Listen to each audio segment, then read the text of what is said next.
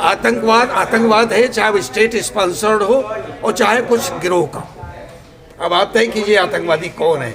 जो फ़लस्तीनियों को उनकी ज़मीन से भगा देना चाहता है, उनके साथ लगातार जुल्म करता है, उनकी दवाइयाँ, उनके खाने पीने का सामान, उनके पानी को बंद कर देता है, वो आतंकवादी है, या जो अपने राज्य, अपनी जनता, अपनी ज़मीन के लिए लड़ रहे हैं, वो आतंकवादी। लेकिन भारत का मीडिया वहाँ गया है, कह रहा है कि आतंकवादी है, आतंकवादी घटना हो रही है, इजराइल पर लगातार रॉकेट दागे जा रहे हैं। इस वक्त तो गोदी मीडिया वो सब कर रहा है जो आप जानते हैं भारत में, तो वो अगर फ़लस्तीन की ज़मीन से कर रहा है तो कोई नई बात नहीं है। गोदी मीडिया को वही करना है जो उसके आका बैठे हुए यहाँ से हिदायत देंगे।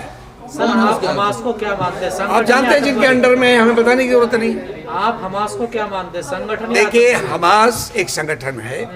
हमास यूएनओ में रिकॉग्नाइज्ड है, यूएनओ में उसके प्रतिनिधि हैं। हमास अपने देश की ज़मीन को लड़ रहा है, लेकिन हम किसी के द्वारा हत्याओं को इंडोर्स नहीं करते हैं, चाहे किसी के द्वारा हो, सरकार द्वारा हो, फ़लस्तीन के हमास के द्वारा या इजरायली सरकार द्वारा। किलिंग्स को हम बिल्कुल इंडोर्स नहीं करते। बेगुनाहों का युद्ध की परिभाषा में महिलाओं का, अस्पतालों का गिराया जाना, ये बैंड है, ये वार क्राइम है। इसको हम वार क्राइम कहते हैं, जो जेनेवा एक्ट के हिसाब से हम जानते हैं। लेकिन नेतन्याहू कह रहे हैं कि हमास ने इसकी शुरुआत करी है, इसका खात्मा हम करेंगे।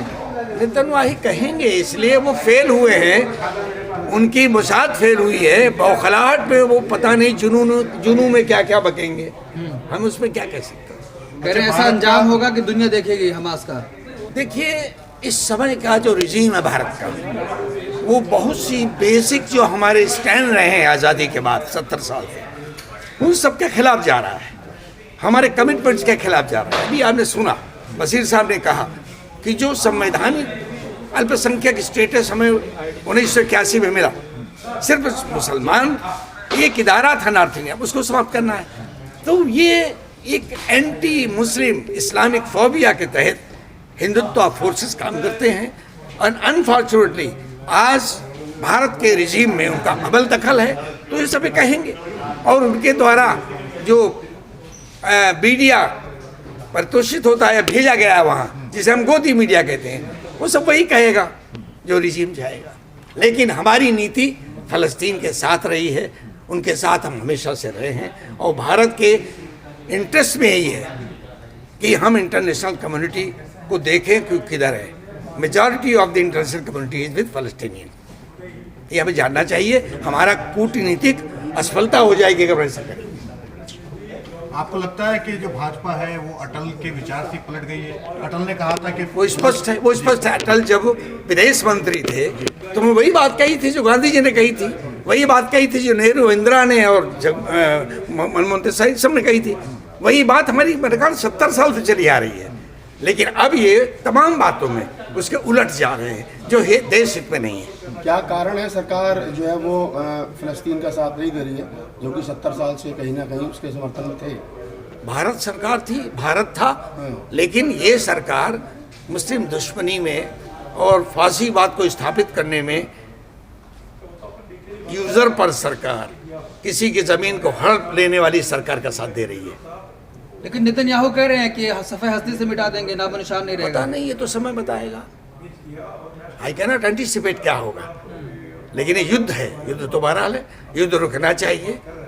जानी माली नुकसान हो रहा है, दुनिया पे बड़ा बुरा असर पड़ रहा है, और दहाने पर विश्व युद्ध के इस समय दुनिया खड़ी है, तो युद्ध तो रुकना चाहिए। किस तरीके से गाजा पट्टी में पानी बंद कर दिया गया, लाइट बंद कर दी गई, इंटरनेट, उसकी निंदा की। इससे बड़ा क्राइम ऑफ वार हो नहीं सकता। ये क्रिमिनल एक्ट है कि सीधे साधे इनोसेंट लोगों को पानी, खाना, दवाएं ब्लॉक कर देना रास्ते, इससे बड़ा क्राइम क्या हो सकता है? इजराइल कह रहा है कि जो गाजा पट्टी है उसको खाली कर दे, जो वहाँ के निवासी हैं। वो ठीक है, वो उनको कहना चाहिए, लेकिन जाहिर है वो लोग क्या करेंगे, उनकी अपनी स्ट्रेटेजिक हिस्सा है, अब क्या कर सकते हैं, उसमें हमारा कोई से नहीं। फिलिस्तीन की जनता के साथ उनका युद्ध नहीं, उनका यही कहना है ना, हमारा हमास के साथ है। जमीन छीनना, कब्जा कर लेना, ओपन जेल में कैद कर देना, ये फ़लस्तीन जनता के साथ जो नहीं, किसके खिलाफ युद्ध है? पूरी जनता के खिलाफ। लेकिन हमास ने जो बंदी बनाए हुए हैं इजराइल के नागरिक, उन पर क्या कहना है आपका? देखिए, ये क्या उनकी स्ट्रेटजी है? अगर उन्होंने युद्ध में हिस्सा लेने वालों को बंदी बनाया है तो उनका हिस्सा हो सकता है, उसमें मैं कुछ नहीं कह सकता, क्योंकि जब युद्ध होता है तो युद्ध की जो स्ट्रेटजीज होती हैं उसमें मेरा क्या कमेंट हो सकता है? युद्ध रुकना चाहिए। इजराइल की जनता नेतन्याहू के खिलाफ प्रोटेस्ट कर रही है, उनको हत्यारा बता रही है, वहीं हम देख रहे हैं भारत के 2 लाख इजरायली जनता ने तेल अवीव में बाकायदा प्रोटेस्ट किया है कि हत्यारा है ये, फ़लस्तीन के लोग मारे जा रहे हैं इसके कारण, तेल अवीव में ज्यूज मारे जा रहे हैं इसके कारण, वो जनता कह रही है वहाँ की।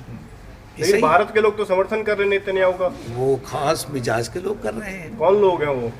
फासिस्ट भारतीय मीडिया में तो यही दिखा रहा है। मोदी मीडिया। लेकिन सर हमला तो पहले हमास ने किया ना धोखे से, देखिए जनता पे जो बेगुनाह वहाँ के नाम उनके ऊपर हमला किया ना। देखिए आपके घर से निकाल दिया जाए, आपको बरामदे से बाहर करके लेट्रिन में बंद कर दिया जाए, तड़पेंगे आप, जब मौका मिलेगा तो जो निकालेगा उसके गर्दन की तरफ आप झड़पेंगे या नहीं झड़पेंगे? ये नेचुरल है ना, इट इज रेजिस्टेंस है भाई, हम क्या कह सकते हैं इसमें? अच्छा, आतंकवाद को लेकर जो परिभाषा गढ़ी जा रही है वो 2 भागों में बंट गई है। हमास की कार्रवाई को बताया जा रहा है कि आतंकवादी हमला है क्योंकि उसने आम नागरिकों पर हमला किया। इजराइल की तरफ से जो आम नागरिकों पर हमला हो रहा है उसे आतंकवादी हमला भाई देखिए, वहाँ की ग्राउंड रिपोर्टिंग हमारे पास नहीं पहुँच रही है। ज़्यादातर रिपोर्टिंग जो हमारे गोदी मीडिया के लोग रिपोर्टर गए उनकी पहुँच रही है। हम जब अल जज़ीरा देखते हैं तो हमें ऐसा लगता है कि तेल अवीव में इनोसेंट का मर्डर नहीं हुआ है। अल जज़ीरा जो हमने देखा है, इंटरनेशनल न्यूज़ चैनल है, इसलिए अभी कहना ग्राउंड रिपोर्टिंग गोदी मीडिया के आधार पर अगर राय बनाए तो हमारे लिए मुश्किल होगा, क्योंकि बहुत से मामलों में आप देखते हैं गोदी मीडिया क्या नैरेटिव सेट करती है, हम भारत के लोग जानते हैं। सर अगर भारत की बात करें, आपने कास्ट सेंसस की बात करी है, तो कैसे देख रहे हैं जो बिहार के आंकड़े हैं? तो वो वेलकम स्टेप है भाई वो, और वो they will share, every social unit, हर सामाजिक इकाई का हिस्सा होगा। हाँ, आप जो है बड़े टॉप अधिकारियों में 70-80 में 3 अधिकारी बनाए बैठे हैं। मुख्यमंत्री बीजेपी के जो इतने हैं उनमें कितने ओबीसी के हैं, कितने दलित हैं, ये धोखा दे रहे हैं आप। तो जब जाता आधारित जनगणना होगी तो सबको अधिकार मिलेगा। लेकिन अब कांग्रेस कह रही है कि हमको वोट दीजिए, हम जातीय जनगणना कराएंगे। तो वेलकम स्टेप है, अगर वो ईमानदार रहेंगे तो, अगर वो ईमानदार रहेंगे तो वेलकम है।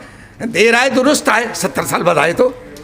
लेकिन कई राज्यों में उनकी सरकार रही है तब तो नहीं करा। वो हमने देखा है, एक तो इन्होंने कर्नाटक वालों तय कर लिया है, राजस्थान ने कैबिनेट फैसला ले लिया, दोबारा आएंगे तो करेंगे, ऐसा संभावना है। देखिए, हम तो ये मानते हैं देशवासी होने के नाते, हमारा देश भी ये मानता रहा है गांधी जी के ज़माने से कि फ़लस्तीन के बासिंदों को अपने राज्य में अपना शासन कायम करने, अपना राज्य स्थापित रखने का अधिकार है।